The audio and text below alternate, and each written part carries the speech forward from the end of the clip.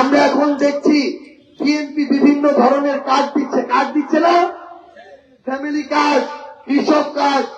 এই কার্ডগুলো শুধুমাত্র বিএনপির যারা ধানের শীষে ভোট দিয়েছে শুধু তাদেরকে দেয়া হচ্ছে।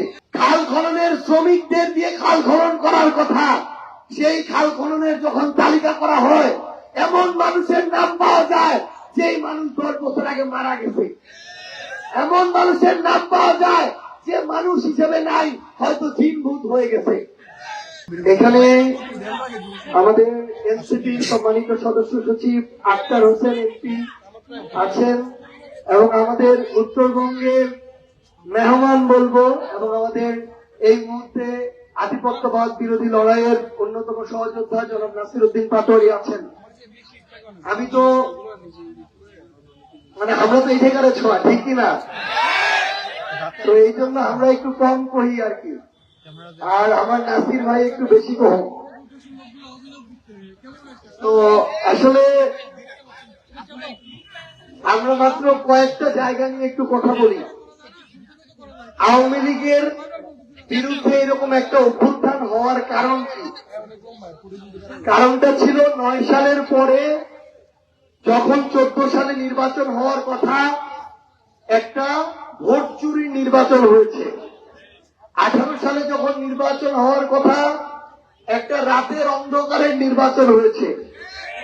24 সালে যখন নির্বাচন হওয়ার কথা, একটা দামি নির্বাচন হয়েছে। তাহলে একটা গণতান্ত্রিক দেশে যখন একটা দল অন্য সকল দলের রাজনীতি করার অধিকার ধ্বংস করে দেয়, তখন ওই দেশ কোনোদিন গণতন্ত্রের পথে চলতে পারে না। এবং এই কারণে অন্য সকল দলের যারা ছিল, বিএনপি বলেন, জামায়াত বলেন, অন্যান্য দল যারা ছিল, সব নেতা কর্মীদের বিরুদ্ধে জুলুম হয়েছে, অত্যাচার হয়েছে, গুম করা হয়েছে, খুন করা হয়েছে, মিথ্যা মামলা দেয়া হয়েছে, হয়রানি করা হয়েছে, ঠিক মতো ঘরে থাকতে দেয়া হয় নাই। এবং দিন শেষে সৃষ্টিকর্তা তো একজন আছে না নাই? আল্লাহ বলি যেই নামেই ডাকি, সৃষ্টিকর্তা একজন আছে না নাই?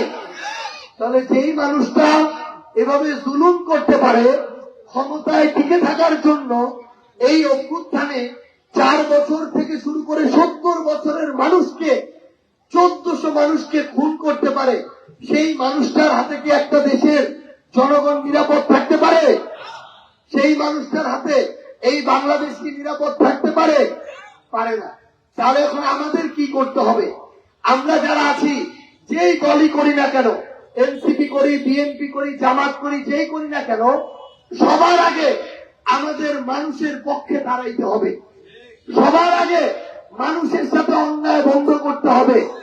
প্রত্যেকটা থানায় মানুষ যেন, যেই দলেরই হোক না কেন, মানুষ যেন তার সুযোগ সুবিধা পায়, পুলিশের সহায়তা পায়, সেটা নিশ্চিত করতে হবে। হাসপাতালে গেলে দলমত নির্বিশেষে প্রত্যেকটা মানুষ যেন তার প্রয়োজনীয় সেবা পায়, সেইটা নিশ্চিত করতে হবে। ভূমি অফিস থেকে শুরু করে ইউএনও অফিস, ডিসি অফিস থেকে শুরু করে এসপি অফিস, প্রত্যেকটা জায়গায় মানুষ যেন বিনা টাকায়, যেই দলেরই হোক না কেন, সে যেন তার সেবাটা পায়, সেটা নিশ্চিত করতে হবে। আমরা এখন এই জিনিসটা বিএনপিকে বলতে চাই যে আওয়ামী লীগ অন্যায় করেছিল, অপকর্ম করেছিল, খুন করেছিল, গণহত্যা করেছিল, তার শাস্তি তারা পাচ্ছে, আগামীতেও পাবে। কিন্তু আপনারা নতুন করে ক্ষমতায় এসেছেন, আপনারা যদি একই কাজ করেন, তাহলে তারা যে শাস্তির মধ্য দিয়ে গিয়েছে, আপনাদের পরিণতি এর চেয়েও খারাপ হবে। আমরা এখন দেখছি বিএনপি বিভিন্ন ধরনের কার্ড দিচ্ছে না, ফ্যামিলি কার্ড, কৃষক কার্ড। এই কার্ডগুলো শুধুমাত্র বিএনপির যারা ধানের শীষে ভোট দিয়েছে শুধু তাদেরকে দেয়া হচ্ছে। তাদেরকে যখন দেয়া হচ্ছে, তাদের মধ্যে যারা যোগ্য তাদেরকে না, বরং কে 5,000 টাকা দেয়, কে তাদের আত্মীয়, কে তাদের দালালি করে, কে তাদের আত্মীয় স্বজন, বন্ধু বান্ধব, এমনকি বড় বড় নেতারাও নিজেদের ছেলে মেয়ের নামে কার্ড করা শুরু করেছে। তাহলে এটা তো আগের লুটপাটের রাজনীতি। আবার নতুন করে আমার উপজেলায় খাল খনন শুরু হয়েছে। আমি আশা করি আপনাদের উপজেলাতে হয়তো 2-1টা শুরু হয়েছে। খাল খননের শ্রমিকদের দিয়ে খাল খনন করার কথা, সেই খাল খননের যখন তালিকা করা হয়, এমন মানুষের নাম পাওয়া যায় যেই মানুষ 10 বছর আগে মারা গেছে। এমন মানুষের নাম পাওয়া যায় যে মানুষ হিসেবে নাই, হয়তো জিনভূত হয়ে গেছে। এই ধরনের নামের তালিকা করে ওই শ্রমিকদের টাকা পর্যন্ত লুটপাট করে খাওয়া হচ্ছে। রাস্তার কাজ শুরু হয়েছে, খাল খননের কাজ শুরু হয়েছে। টেন্ডার হওয়ার আগে বিএনপির নেতাদের কাছে ওই যারা টেন্ডার নেয় তাদেরকে অ্যাডভান্স টাকা দিয়ে কাজ শুরু করতে হয়। আমরা সত্য কথা বলতে বিন্দুমাত্র ভয় পাই না। এখানে আমাদের মায়েরা আছেন, বোনেরা আছেন, ইসলাম ধর্মাবলম্বী আছেন, সনাতন ধর্মাবলম্বী আছেন, অন্যান্য অনেকে আছেন। আমরা শুধু আপনাদের একটা কথা বলি, কে কোন দল করে, কার মার্কা কি, এটা বড় কথা না। কেউ যদি ন্যায় না করতে পারে, আপনার সাথে ইনসাফ না করতে পারে, আপনার সত্যের পক্ষে দাঁড়াইতে না পারে, তার দল যেটা হোক, মার্কা যেটা হোক, তার দ্বারা আপনি কোনদিন ভালো থাকবেন না। এখন আমরা যদি ভালো থাকতে চাই, তাহলে আমাদেরকে ন্যায়ের পক্ষে থাকতে হবে, ভালোর পক্ষে থাকতে হবে, ইনসাফের পক্ষে থাকতে হবে।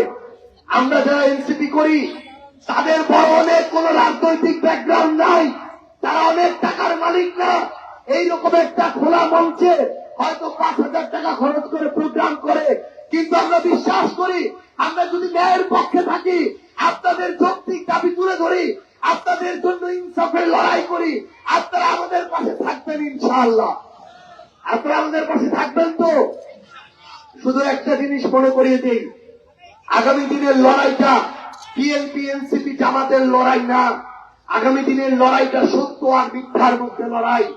আগামী দিনের লড়াইটা ভালো আর মন্দের মধ্যে লড়াই, ন্যায় আর অন্যায়ের মধ্যে লড়াই, জুলুম আর মজলুমের মধ্যে লড়াই। এইখানে আপনাদেরকে ভালোর পক্ষে থাকতে হবে। শেষ করবো একটা কথা বলে, আমরা পরিবর্তন চাই, হাসপাতালে ভালো চিকিৎসা চাই, শিক্ষা ক্ষেত্রে শিক্ষা প্রতিষ্ঠানে মানসম্মত শিক্ষা চাই, থানায় বিনা টাকায় আমরা সেবা চাই। আমরা প্রত্যেকটা অফিসে গিয়ে আমাদেরকে ন্যূনতম সম্মান দিয়ে কথা বলবে, আচরণ করবে, আমাদের প্রয়োজনীয় সেবাগুলো দিতে আমরা এইটুকু চাই। কিন্তু যখন নিজের সিদ্ধান্তটা নেওয়া দরকার, ভোটটা জায়গা মতো দেওয়া দরকার, তখন আমরা আবার কিছু নেতার হুমকিতে বাপ দাদা 14 গোষ্ঠী যেখানে ভোট দিছিল, ওই মার্কা ওই দল যত অন্যায় করুক, আমরা তাদেরকে ভোট দিই। ভোটের পরিবর্তন করি না, দলের পরিবর্তন করি না। তো ভোট আর দলের যদি পরিবর্তন না করতে পারি, সিদ্ধান্তের যদি পরিবর্তন না করতে পারি, তাহলে বাপ দাদারা যে অন্যায়ের মধ্য দিয়ে গিয়েছে, আমাদেরকেও তো ওই অন্যায়ের মধ্য দিয়ে যাওয়া লাগবে। তাইলে আমরা খালি পরিবর্তন চাই আর নিচে পরিবর্তন হয় না, এইভাবে কোনোদিন পরিবর্তন হবে না। এই জন্য আপনাদের কাছে অনুরোধ করব, আমরা যেন আমাদের বিবেক বোধকে কোন দল মার্কার কাছে বিক্রি করে না দেই। আমরা যেন আমাদের সিদ্ধান্তটাকে ভোট দেওয়ার সময় 500-1000 টাকার কাছে বিক্রি করে না দেই। আমরা কি টাকার কাছে আর ভোট বিক্রি করব? চাঁদাবাজদের আর ভোট দিব? দখলদারদের ভোট দিব? যারা জুলুম করে তাদেরকে ভোট দিব? এই সিদ্ধান্তটা যদি আমরা আগামীর স্থানীয় নির্বাচনে নিতে পারি, তাইলে বোচাগঞ্জেরও পরিবর্তন হবে, দিনাজপুরেরও পরিবর্তন হবে, বাংলাদেশেরও পরিবর্তন হবে। আর পরিশেষে আমার প্রশাসনের বিভিন্ন সরকারি অফিসের ভাইদের একটা কথা বলি, আপনি পুলিশে চাকরি করেন, আপনি ওই র্যাবে চাকরি করেন, ডিসি অফিসে চাকরি করেন, আওয়ামী লীগ এক সময় ছিল, এখন নাই, বিএনপি আজকে আছে, আগামীতে নাও থাকতে পারে।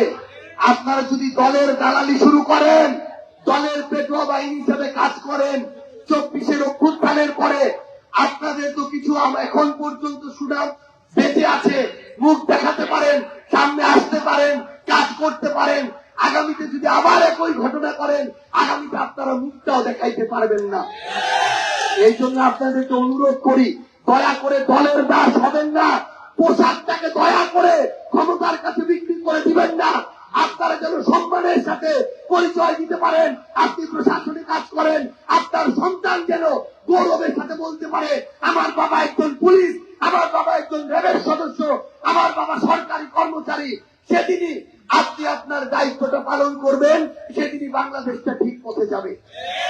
আমরা সেই দিনটা দেখার অপেক্ষায়, এবং আমরা বিশ্বাস করি আমরা ঐক্যবদ্ধভাবে আমাদের এই বাংলাদেশটা গড়ে তুলব। যেই দল অন্যায় করবে তার বিরুদ্ধে দাঁড়াবো। আমরা যদি তার বিরুদ্ধে দাঁড়াইতে পারি তাহলে বাংলাদেশ ঠিক পথে যাবে।